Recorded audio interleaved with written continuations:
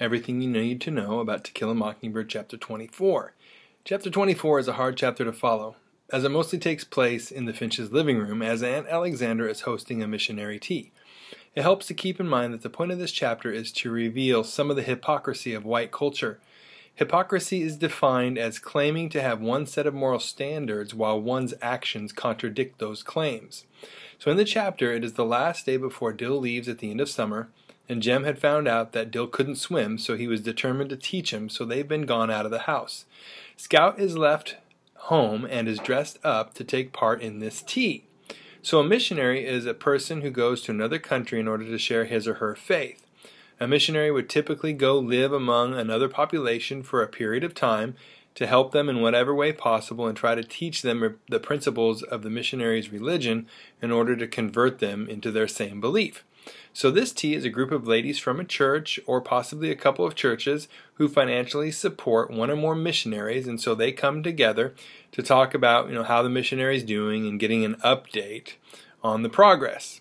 So from the kitchen, Scout can overhear pieces of conversation, and they are talking about a tribe named the Maroonahs and how they live horribly according to the standards that these ladies know. Scout asks if she can help Calpurnia, and when she brings in a tray, Aunt Alexandra asks her to sit and stay and talk with the ladies. Scout thinks this is part of her goal to make Scout more of a lady herself. It's kind of awkward at first as Scout tries to talk with some of the ladies and be comfortable. Now Miss Stephanie asks some kind of cutting questions to slyly poke fun at Scout. So for instance, she asks Scout if she wants to be a lawyer, since Scout already seems to be going to court. Scout tells her she just wants to be a lady. Miss Maudie puts her hand on top of Scout's hand to just comfort her and make her feel more natural. Scout turns to the woman next to her named Miss Merriweather and asks what they were learning about. The woman seizes on the question and fills Scout in on the tribe that the missionary is dealing with.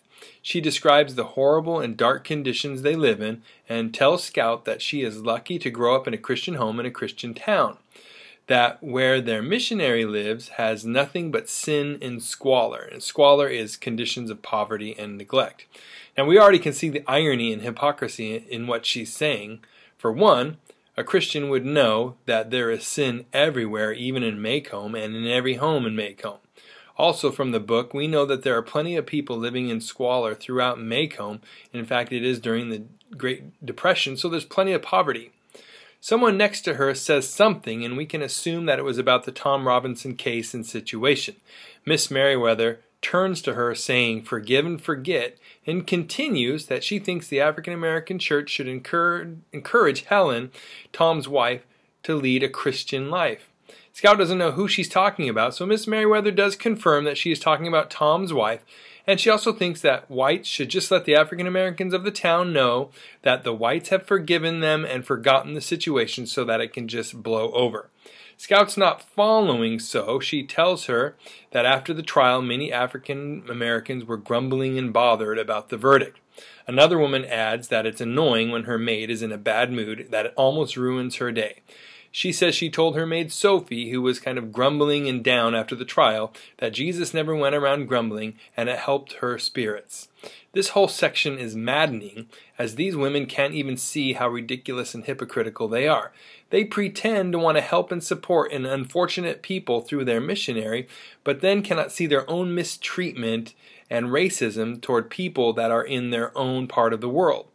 Tom clearly was living what they would label a Christian life, and they actually think that they need to tell blacks that they are forgiven for what happened, as though the African American community did something wrong. What? They think they're being charitable by doing this? It's just crazy. So Ms. Merriweather continues, adding that some people in the town believe they were doing the right thing by helping out Tom, but all they did was make African Americans discontent. Now we know she's talking about Atticus and others that desired to help Tom in his case. She adds that if Sophie, her maid, had been sullen or down for another day, she would have let her go, but she knows she needs the money because it's the Depression. Again, the hypocrisy is maddening. Miss Maudie then says something that is kind of hard for people to understand. She says, "His food doesn't stick going down, does it?" At first it seems kind of out of nowhere, but consider who she was talking about. She's talking about, Miss Merriweather was talking about Atticus. And Miss Merriweather is now in Atticus's house, and she is eating Atticus's food.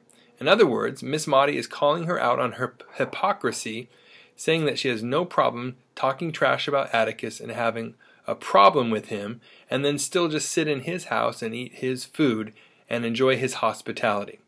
Miss Merriweather says she's not sure what Miss Maudie means, but Miss Maudie replies that she is sure she actually does know what she means. It gets kind of quiet and awkward, so Aunt Alexandra gets up and gives more refreshments out, but looks at Miss Maudie with gratitude for standing up and saying something. Scout reflects that the world of women is confusing to her, that the world of boys and men seems much more straightforward. She hears Miss Merriweather saying whites in the North are hypocrites as they pretend there is racial equality, but still don't have anything to do with African Americans.